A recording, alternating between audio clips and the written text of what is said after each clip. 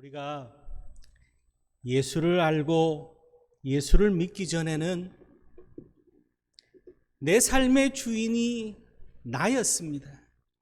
그래서 내가 원하는 대로, 내가 뜻하는 대로 그렇게 살았던 것이 우리의 모습입니다. 그런데 지금은 예수를 알고 예수를 믿기 시작하면서부터 내 삶의 주인이 내가 아닌 예수가 되어져서 주님이 인도하시는 대로, 주님이 뜻하시는 대로 그렇게 살아가는 인생길을 우리는 걷고 있습니다. 주님께서 우리 가운데 찾아오셔서 우리를 위하여서 피 흘리시고 십자가에 돌아가심으로 우리의 모든 죄가 해결되어지고 우리에게 영생의 축복의 길을 열어주시고 하나님의 자녀되는 권세를 허락하여 주심으로 내 삶에 예수 그리스도를 주인으로 내 안에 모시며 그렇게 살아가고 있습니다. 그런데요, 주님을 주인으로 모시고 살아간다고 하지만은 우리 안에는 두 인격체가 늘 상충하며 존재합니다. 예수를 알기 전 그 옛사람의 모습, 내가 주인이었던 그 모습과 예수를 알고 예수를 믿기 시작해서 예수님이 주인 되는 모습, 이 두 모습이 늘 충돌하며 그렇게 우리는 살아가고 있습니다. 신약 성경의 절반 이상을 쓰고 가는 곳마다 많은 교회를 세우고 놀라운 주님의 능력을 행했던 사도 바울 또한 이 두 사람의 모습 속에서 그렇게 살았던 인물이 이 사도 바울이었습니다. 그래서 로마서 7장 21절 이하의 말씀에서 사도 바울은 뭐라고 깨닫고 말씀하냐면은 내가 한 법을 깨달았노니 곧 선을 행하기 원하는 나에게 악이 함께 있는 것이로다. 그렇게 말하고 있습니다.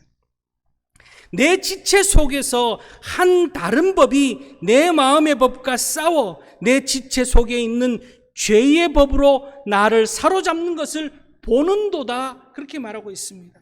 즉 때때로 옛 모습이 불쑥불쑥 올라온다는 거죠.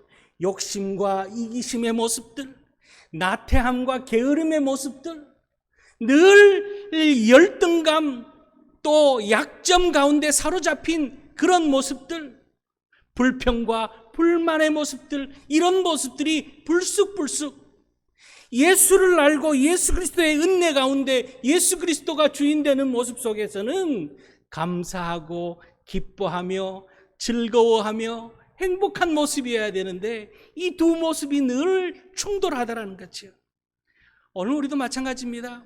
때때로 우리가 예배를 좀 등한시하거나 기도하는 것을 소홀히 하고 주님을 늘 찬양하지 못하고 말씀 보는 것에 게으름이 우리 가운데 찾아오면 성령의 은혜가 떨어집니다. 성령의 은혜가 떨어지는 순간 그 자리를 무엇이 메꾸느냐? 옛사람의 모습이 우리 가운데 찾아오기 시작하는 거예요. 그래서 끊임없이 갈등과 충돌이 일어납니다. 여러분, 사도 바울은요 그렇게 로마서 7장에서 이 두 모습이 충돌한다라고 그렇게 표현하고 나서 로마서 8장에 가서 뭐라고 그러냐면 8장 2절 말씀에 이는 그리스도 예수 안에 있는 생명의 성령의 법이 죄와 사망의 법에서 너를 해방하였음이라. 이렇게 말하고 있습니다. 이 두 모습이 늘 내 안에 충돌하고 있기는 하지만 결국에는 생명의 성령의 법인 예수를 주인으로 모시고 살아가는 내 모습이 죄와 사망의 법인 옛 모습을 이기고 승리해서 해방의 기쁨을 맛볼 것이다 라고 선포하고 나아가고 있습니다. 여러분, 오늘 우리가 사는 현실이 참 어렵습니다. 질병이 끊이지가 않습니다. 경제적으로 어렵습니다. 여러 가지 어려운 일들이 이 정치, 경제, 사회, 외교, 문화, 국방 어디를 둘러봐도 세상이 참 어지럽고 어렵습니다. 그러나 하나님께서 우리 가운데 함께 하심으로 인하여서 우리 안에 있는 열등감과 약점, 우리 안에 있는 불평과 원망, 우리 안에 있는 욕심과 이기심을 다 누르고 물리치고 하나님의 은혜로 기뻐하며 감사하며 예수 그리스도를 나의 구주로 모시고 늘 승리하는 그런 복 있는 인생을 사시는 그런 우리 모든 성도님들 될 수 있기를 주님의 이름으로 축복합니다.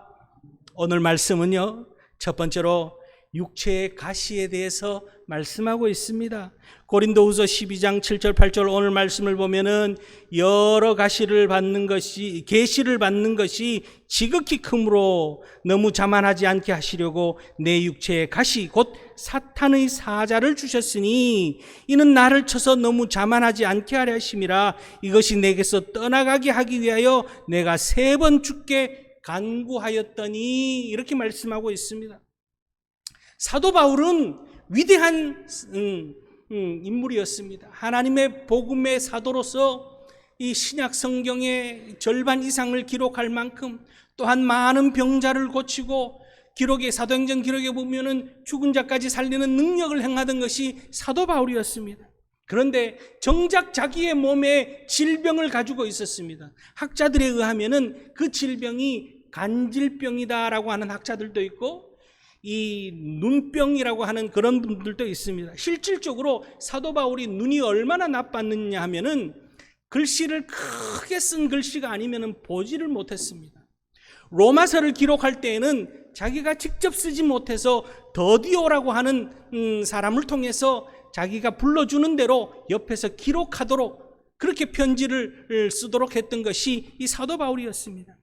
그러다 보니까 너무너무 불편하고 그것이 약점이 되는 것을 하나님 앞에 3번이나 간절하게 기도했다는 거죠. 작정하고 금식하며, 아마 그랬을 거죠.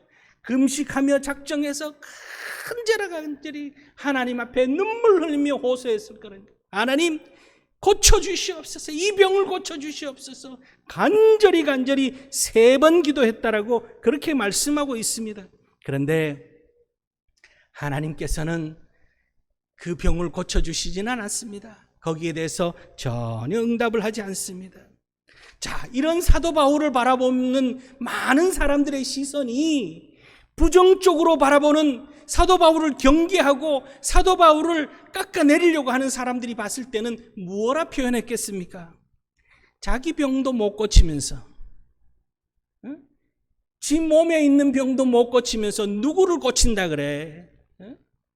예수를 전한다는 사람이, 예수의 흔적을 가졌다는 사람이 그 병을 가진 것이 무슨 예수의 흔적이며 예수를, 복음을 전한다고? 그럼 그렇게 사도 바울을 깎아내렸을 거라는 거죠. 그러니까 이 사도 바울 마음에는 그것이 늘 약점입니다.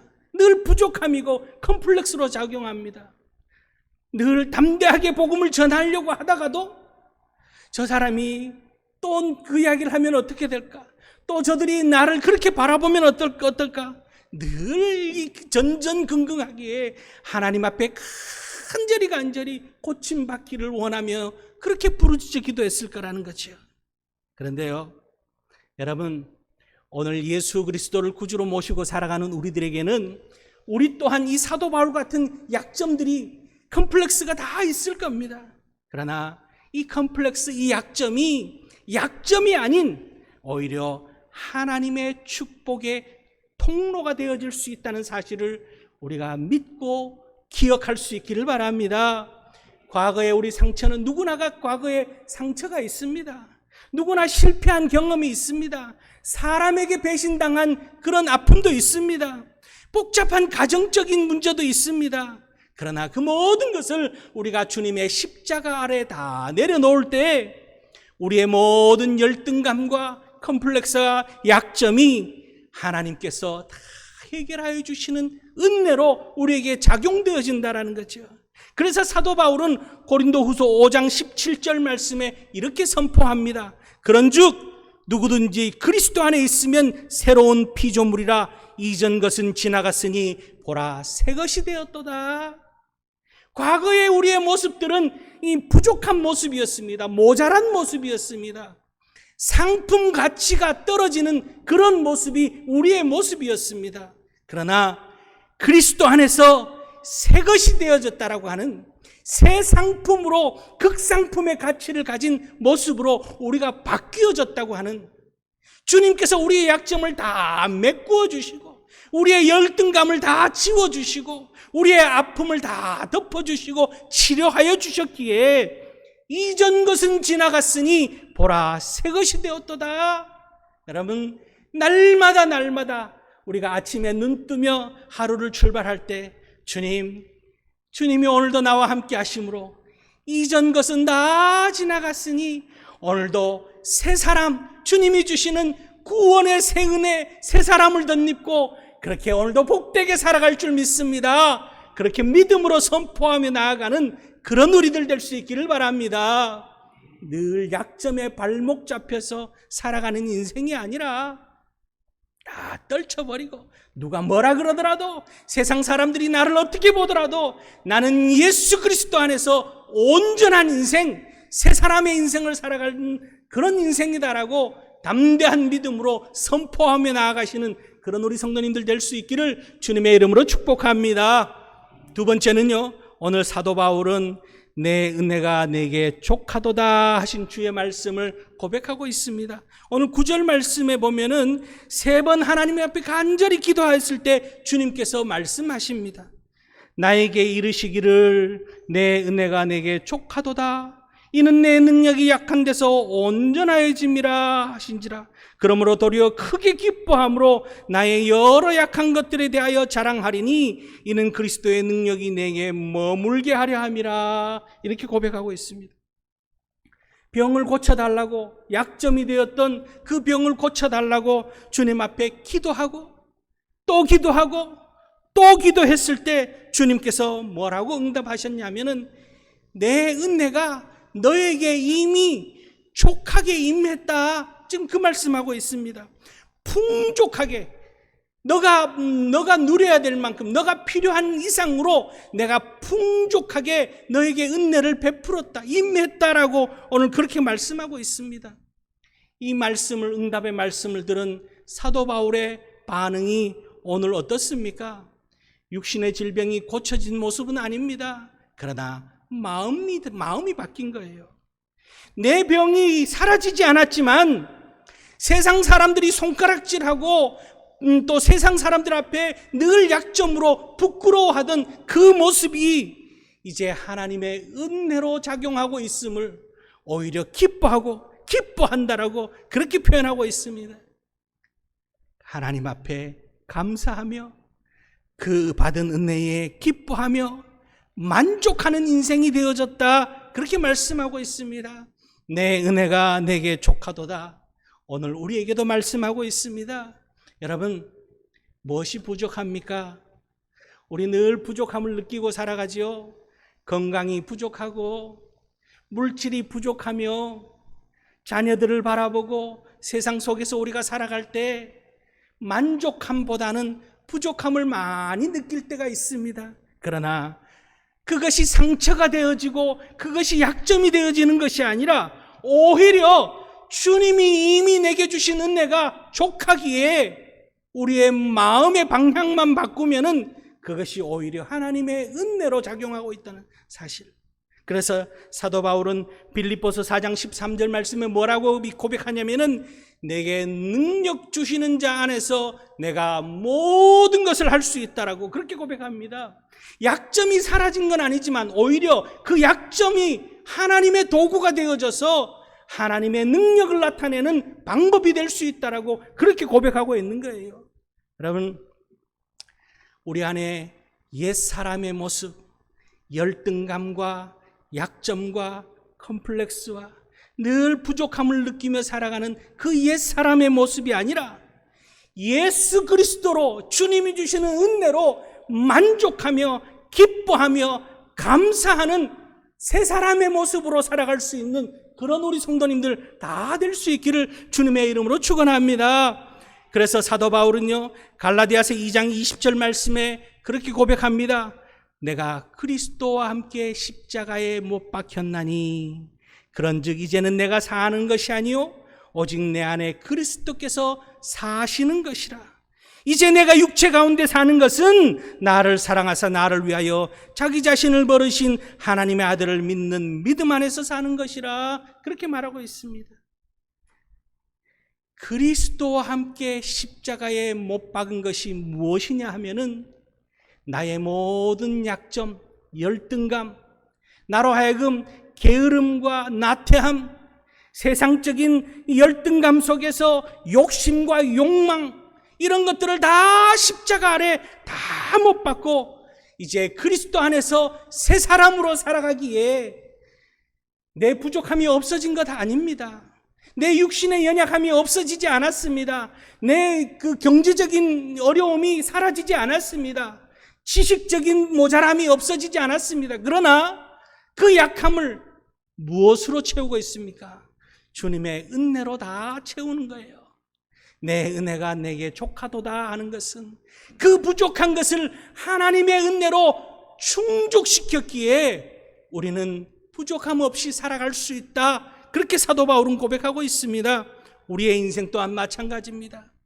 늘 연약함으로 피곤하고 힘들고 상처 입은 인생으로 우리가 살아가는 가운데 있지만 그 가운데 오늘 우리 장로님께서도 기도하신 것처럼 주님의 위로하심의 은혜가 있고 주님의 치유하심의 은혜가 있으며 주님의 공급하심의 축복이 있기에 우리는 부족함으로 인해서 불평하며 남 탓하며 살아가는 인생이 아니라 주님의 은혜로 살아갑니다.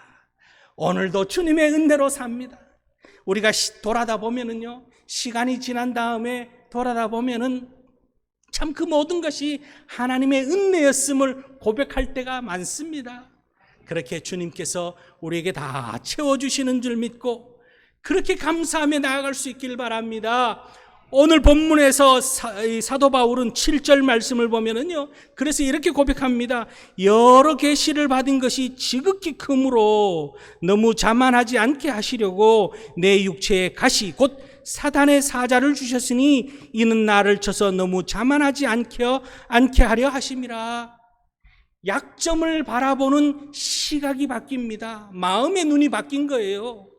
약점이 육체의 그 질병이 사라지지 않았지만 육체의 질병을 바라보는 눈이 바뀐 거예요.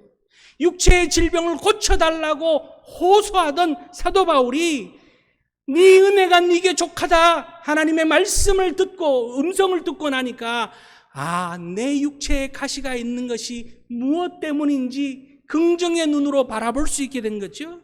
9절 하반절에도 마찬가지입니다. 그러므로 도리어 크게 기뻐함으로 나의 여러 약한 것들에 대하여 자랑하리니 이는 그리스도의 능력이 내게 머물게 하려 함이라. 그 약한 것으로 인해서 기뻐한다는 거예요. 왜? 그 약한 그 자리에 주님의 능력이 채워지기 때문에 이렇게 영적인 눈으로 긍정의 눈으로 바라보며 감사하며 은혜에 기뻐하며 살아갈 수 있는 우리 성도님들 다 될 수 있기를 주님의 이름으로 축원합니다. 위대한 작곡가 베토벤이요, 이분이 1795년도부터 이 청력이 떨어지기 시작합니다. 소리가 잘 들리지 않는 거예요. 그러다가 1798년도가 되었을 때는 완전히 청력이 다 떨어져 버렸습니다. 진동을 느끼면서 그 감각을 느끼는 거지 소리를 들어서 음을 표현하는 것을 다 잃어버린 거예요. 이 청각 장애인이 되어서 음악을 한다는 것은 정말 치욕적인 일이고 그에게 있어서는 엄청난 약점입니다. 그런데 놀라운 사실은 이 완전히 청각을 잃어버리고 나서 그가 작곡한 곡들이 지금까지도 세계적인 곡으로 교향곡으로 불려주고 있습니다. 베토벤이 작곡한 교향곡 1번부터 9번까지가 이 청력을 잃어버리고 나서 작곡한 곡들입니다. 대표적인 곡이 이 교향곡 3번 영웅이라고 하는 곡, 5번 우리가 잘 아는 빠바바밤 하는 운명, 그리고 9번 합창교향곡이 다 이 청력을 잃어버리고 나서 작곡한 곡들입니다. 피아노 협주곡 5번 황제도 그때 작곡한 거고요. 또 감동적인 은혜를 준 오라토리오 감람산의 그리스도라고 하는 놀라운 작품 또한 그 이후 작곡한 곡입니다. 1824년 베토벤이 합창을 작곡하고 나서 이 교향곡을 이 오케스트라와 함께 초연을 합니다. 연주를 합니다. 지휘를 합니다. 다 하고 나서 너무너무 감동적으로 마치고 났을 때 모든 관객들이, 객석에 있던 관객들이 다 일어서서 뜨겁게 박수를 칩니다.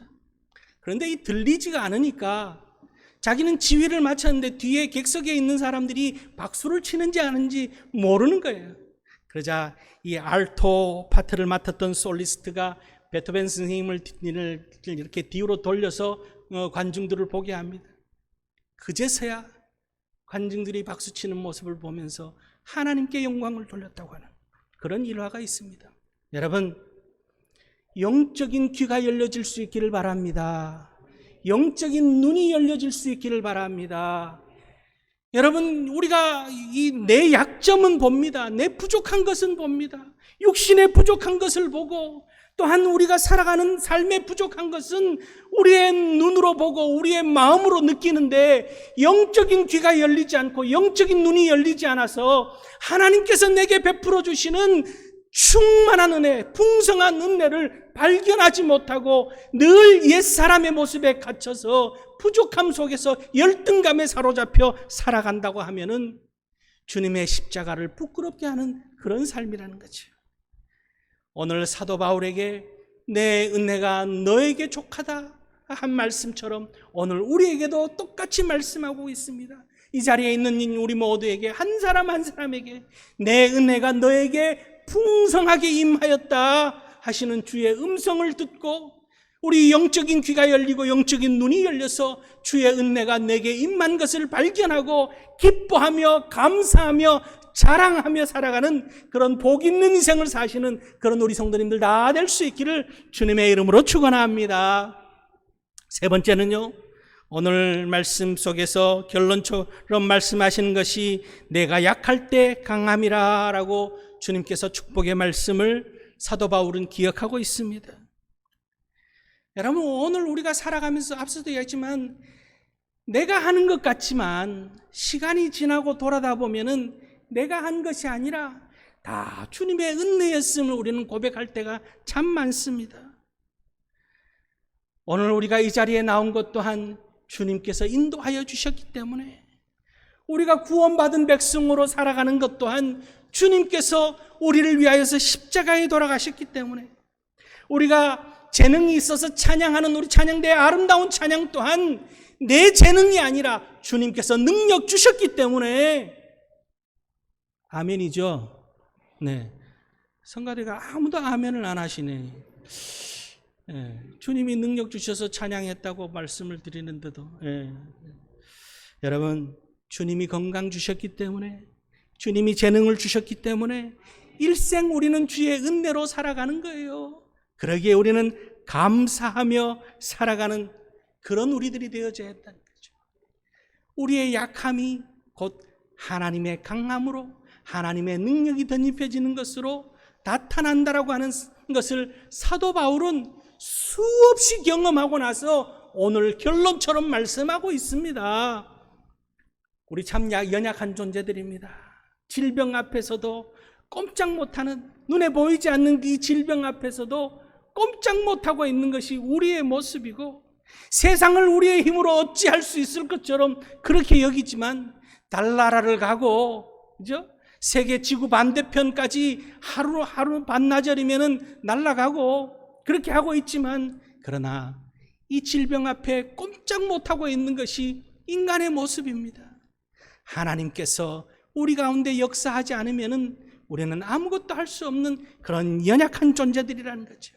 사도 바울은 이것을 경험했습니다. 그래서 내가 약할 때 곧 강함이라. 사도 바울이요, 빌립보에서 복음을 전하다가 옥에 갇히는 일이 벌어집니다. 자신의 힘으로는 어떻게 할 수가 없습니다. 복음을 전하다가 옥에 갇혔습니다. 매를 맞습니다. 내 힘으로는 이겨낼 방법이 없습니다. 그럴 때 바울과 실라는 옥중에서 할 수 있는 것을 합니다. 주님을 찬양하며 주님 앞에 기도하는 그런 모습을 가집니다. 그래서 사도행전 6장 25절 이하의 말씀에 이렇게 기록하고 있습니다. 한밤중에 바울과 실라가 기도하고 하나님을 찬송하며 죄수들이 듣더라. 그럴 때 어떤 일이 벌어집니까? 26절 말씀에 이에 갑자기 큰 지진이 나서 옥토가 움직이고 문이 곧 다 열리며 모든 사람의 매인 것이 다 벗어진지라. 나는 약하지만 주님은 강하십니다. 나는 아무것도, 사단 마귀가 우리를 옥죄일 때 우리는 아무것도 할 수 없는 그런 연약한 존재지만 하나님께서는 그 모든 죄의 사슬을 다 끊어버리시는, 옥토가 움직이고 문이 열릴 수 있게 하시는 분은 능력의 하나님, 강함의 하나님이 우리 하나님이신 줄 믿으실 수 있기를 바랍니다. 그리고 나서 사도 바울은 그 죄수들에게 복음을 전합니다. 우리가 잘 아는 16장 31절 말씀에 이르되 주 예수를 믿으라. 그리하면 너와 내 집이 구원을 받으리라. 복음을 전하는 기회로 삼고 있는 것을 또한 우리는 볼 수가 있습니다. 우리는 참 연약한 존재입니다. 그러나 내 힘이 아닌 주님의 능력을 덧입고 주님의 은혜를 덧입고 살아가기에 주님의 은혜로 강한 삶을 살아갈 수 있는 복된 인생이라는 사실을 기억하고 우리 가운데 찾아온 여러 가지 환난들이 있습니다. 그 환난 가운데 주님께서는 우리로 하여금 믿음을 가지고 인내하게 하시고 믿음을 가지고 인내할 때에 연단시키셔서 소망을 이루게 하신다는 사실을 기억하고 더욱더 주님 바라보며 우리의 연약함까지도 주님의 강함을 드러낼 수 있는 도구가 되어지는 복 있는 인생을 사시는 그런 우리 성도님들 다 될 수 있기를 바랍니다. 과거의 실패, 과거의 그 연약함, 그 열등감, 오늘을 살아가면서 우리 눈에 보이는 것들로 인해서 괴로워하고 슬퍼하고 아파하고 힘들어하며 절망하고 원망하는 그런 인생이 아니라 주님께서 채워주신 은혜로 인해서 또한 우리의 약점까지도 주님께서 사용하시는 그런 복 있는 인생의 주님의 도구로 복되게 강하게 은혜 가운데 감사하며 사시는 그런 우리 모든 성도님들, 주님의 영광을 드러내는 일꾼들 다 될 수 있기를 주님의 이름으로 축원합니다. 기도하시겠습니다.